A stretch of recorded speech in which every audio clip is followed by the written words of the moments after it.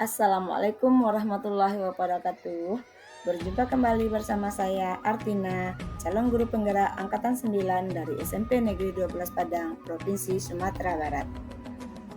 Dalam video kali ini, saya akan menyajikan koneksi antar materi pada modul 1.2. Setelah saya menjalani pembelajaran dari modul 1.1 sampai modul 1.2 ini, berikut adalah refleksi dari hal yang menjadi pembelajaran bagi saya yang akan saya paparkan menggunakan model 4P, yaitu peristiwa, perasaan, pembelajaran, dan penerapan ke depannya. Model refleksi yang pertama adalah peristiwa. Momen yang paling penting, menantang, atau mencerahkan bagi saya dalam proses pembelajaran modul 1.1 dan modul 1.2 adalah sebagai berikut. Pada modul 1.1, yang paling penting saya rasakan adalah saat memahami tentang dasar-dasar pemikiran yang menuntun oleh Ki Hajar Dewantara, yang menjelaskan tentang tujuan pendidikan, kodrat keadaan, sistem among, budi pekerti, dan lain-lain. Yang paling menantang adalah saat saya melakukan aksi nyata yang merupakan penerapan dari filosofi pemikiran Ki Hajar Dewantara terhadap pendidikan. Karena disinilah wujud nyata dari pemahaman saya terhadap filosofi pemikiran Ki Hajar Dewantara tersebut. Yang salah satunya adalah pendidikan yang berpihak kepada murid, yang membuat mereka senang dan nyaman menjalaninya.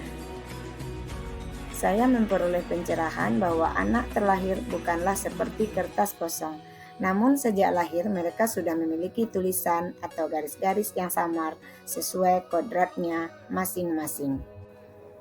Tugas saya sebagai pendidik adalah menempelkan dan memperjelas yang samar tersebut dengan cara menuntun mereka agar mereka benar-benar merasakan kemerdekaan dalam belajar, agar dapat mencapai keselamatan dan kebahagiaan yang setinggi-tingginya, baik sebagai manusia maupun sebagai anggota masyarakat.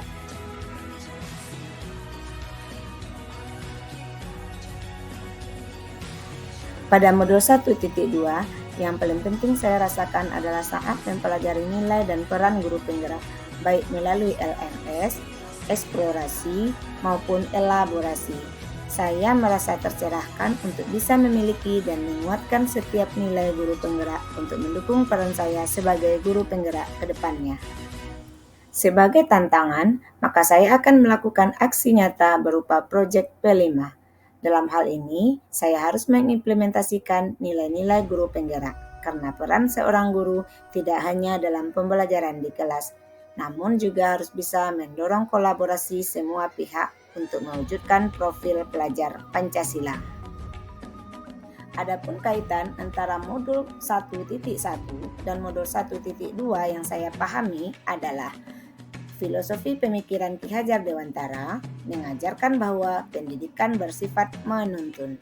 Hal ini selaras dengan nilai guru penggerak yang berpihak pada murid dan peran guru penggerak yang menjadi pemimpin pembelajaran. Setelah mempelajari modul 1.1, saya memahami bahwa pembelajaran yang sesungguhnya adalah pembelajaran yang berpihak pada murid. Guru hanya berperan menuntun, tumbuhnya mereka sesuai dengan kodrat yang ada pada mereka, serta menuntun dalam menumbuhkan budi pekerti yang baik dalam diri mereka. Dengan mengadopsi filosofi pemikiran Ki Hajar Dewantara, guru penggerak menjadi agen transformasi perubahan dalam pendidikan, berperan dalam menciptakan lingkungan pendidikan sesuai dengan nilai dan perannya. Filosofi ini membentuk landasan moral dan etika dalam peran guru penggerak yang bertujuan untuk menciptakan dampak positif dalam dunia pendidikan dan masyarakat secara keseluruhan. Jadi, keduanya saling mendukung karena pada akhirnya memberikan pemahaman untuk mewujudkan pembelajaran yang berpihak kepada murid. Tahapan refleksi yang kedua adalah perasaan. Perasaan yang saya alami saat momen itu terjadi. Saya merasa mendapatkan cahaya di kegelapan. Saya bagaikan seorang murid yang perlu belajar lebih banyak lagi sebagai seorang guru. Saya merasa perlu belajar lebih banyak tentang nilai dan peran guru. Ada banyak hal yang perlu dibenahi dalam cara pandang saya kepada murid selama ini. Saya harus belajar lagi agar bisa menjadi guru yang lebih baik dalam mendidik dan mengajar mereka sesuai dengan kodrat alam maupun kodrat zaman mereka.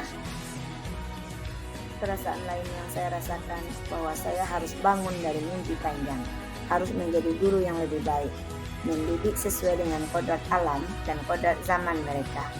Dan hal ini bisa saya wujudkan dengan menerapkan nilai dan peran guru penggerak, yaitu nilai guru penggerak adalah berpihak pada murid, mandiri, refleksif, kolaboratif, dan inovatif. Sedangkan peran guru penggerak adalah menjadi pemimpin pembelajaran, menjadi coach atau mentor bagi guru lain, mendorong kolaborasi, mewujudkan kepemimpinan murid atau student agency, dan menggerakkan komunitas praktisi. Tahapan refleksi yang ketiga adalah pembelajaran. Sebelum momen itu terjadi, saya berpikir bahwa peserta didik adalah objek pembelajaran dan saya adalah seorang pendidik yang bertugas mentransfer ilmu kepada mereka atau teacher center dan menuntut mereka agar mencapai nilai KKM yang berorientasi hanya pada penilaian kognitif saja. Sekarang saya berpikir bahwa peserta didik adalah subjek pembelajaran, bukan lagi objek pembelajaran. Dan saya adalah pendidik yang harus mampu menerapkan peran guru penggerak yang sudah saya pelajari dalam menuntun mereka memperoleh pendidikan sesuai dengan kodrat alam dan kodrat zamannya. Selain itu, saya juga harus bisa mewujudkan kepemimpinan murid, menjadi coach atau mentor bagi guru lain, mendorong kolaborasi, dan menggerakkan komunitas praktisi. Tahapan refleksi yang terakhir, yaitu yang keempat, adalah penerapan ke depan atau rencana. Pengembangan diri yang akan saya lakukan untuk menguatkan nilai dan peran saya sebagai guru penggerak adalah: yang pertama, saya akan melakukan pengembangan diri secara berkelanjutan dengan mengikuti pelatihan secara mandiri, baik offline maupun online. Yang kedua, saya akan melakukan kolaborasi dengan teman sejawat maupun warga sekolah lainnya dalam proses mewujudkan pembelajaran yang menyenangkan. Yang ketiga, menggunakan metode dan media yang menyenangkan dalam pembelajaran di kelas.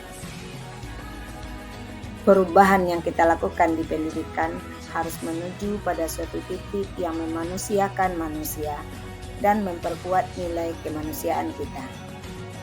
Benjamin Franklin mengatakan, jika kita gagal merencanakan, berarti sama saja kita sedang merencanakan sebuah kegagalan. Demikianlah pemaparan koneksi antar materi modul 1.1 dan modul 1.2